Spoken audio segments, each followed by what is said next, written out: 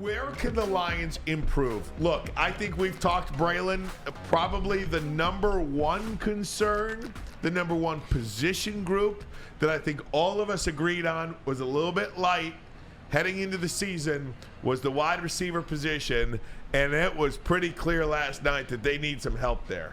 Yeah, 100%. That was one of the big things you guys talked about. When you guys were telling me early on in the offseason that this could be, top 5, number 1 offense in the league, I said, who's going to be the number 2 guy? Who's going to be that guy you can make a play? And last night, the biggest thing for me, Ryan, is I love Amon-Ra St. Brown. We all love him. When Jared gets time and when they get the right routes and he can get underneath, yeah, he can make plays.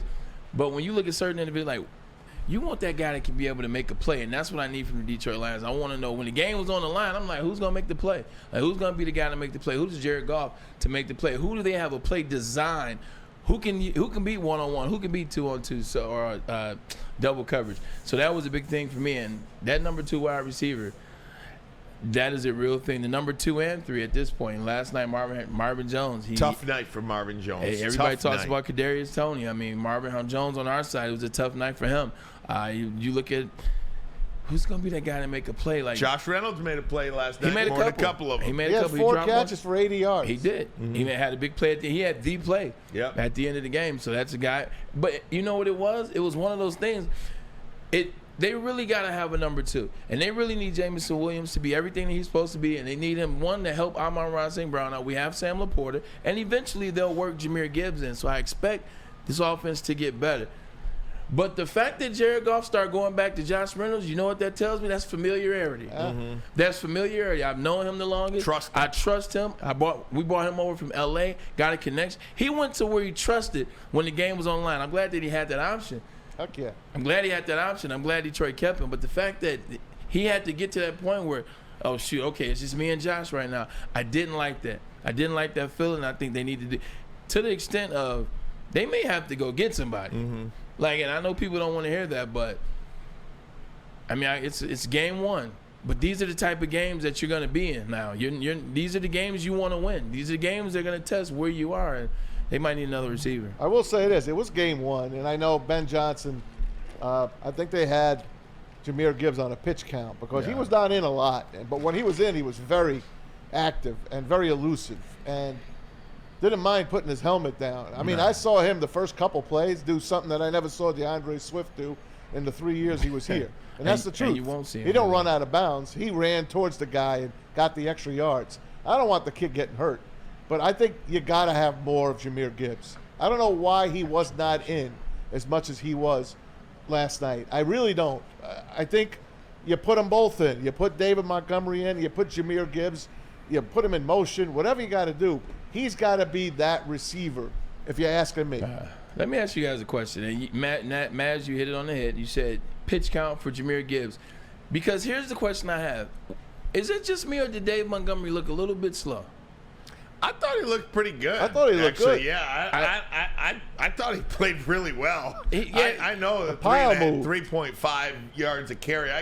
I get that, but I thought he really played well last night. He scored the touchdown, and he had like the 7-yard run in the red zone. I understand that, and sometimes it can give the illusion that he had a better game than he did. He wasn't hitting the holes for me. 3.5 when you got a line like that, and by the way, the line was healthy and moving forward. When Jahmyr was in there, 6 yards of crack. Or 7 yards of crack. He was hitting the hole a lot faster. He was getting to where he was. Different backs, right? This is understood. But in games like this where you see it, you have a sample size. This is what I'm talking about in second half adjustments. And when you see something in the first half, you know what? Jahmyr's actually hitting those holes a little faster with his line against this team. Maybe we go with Jahmyr a little more. That's called a second half adjustment. So maybe I'm just wrong, and I could be. But it look like Dave Montgomery is getting there a little slow. Jahmyr, I hope you're wrong. Yeah, I hope you're wrong. I didn't see it that way. Maybe you got different eyes than us. Yeah, right. You do. I mean, clearly, you probably watch the game a little bit different than we do. To me, he looked good. I'm not gonna disagree with you because just from the lay person, I thought he looked pretty good. You know, he was getting 5 yards a clip. First down carry, run. 5 yards, and then they'd throw it, maybe a couple of whatever, but I thought he looked good. But wide receiver, Marvin Jones looked terrible last night. He's the oldest wide receiver I think he's playing hurt.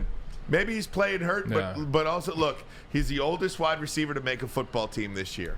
Marvin Jones is the oldest player to make any football team in the National Football League this year. Wide receiver. 'Cause I'm about to Wide say, receiver. quarterback from the Jets. Oldest wide receiver to Yeah. make an NFL roster this year. And he looked bad. What do you have, 3 drops and a fumble? Yeah. That's not a good night. That's not a good night. He has to be better. And he should thank Josh Reynolds, because what good teams do also, they pick up their teammates. And Josh Reynolds picked up Marvin Jones last night. And maybe he's the number 2 right now. Don't forget And Khalif Raymond. He didn't get Big- a lot of action, big but play. he hit a big play. Big play. Big play. He had a big play. They got guys that they can resort to, which is a good thing. Just going back to Marvin Jones real quick. You know, you don't want to beat a guy up. You know, you don't want to beat a guy like Marvin Jones up. You know why? Because he has been so consistent. Because he has been so dependable. But on the same side, because he has been so consistent, because he has been so dependable over his career, a game like last night is alarming. Because this is Marvin Jones. He is a dependable individual. Last night was a little bit alarming.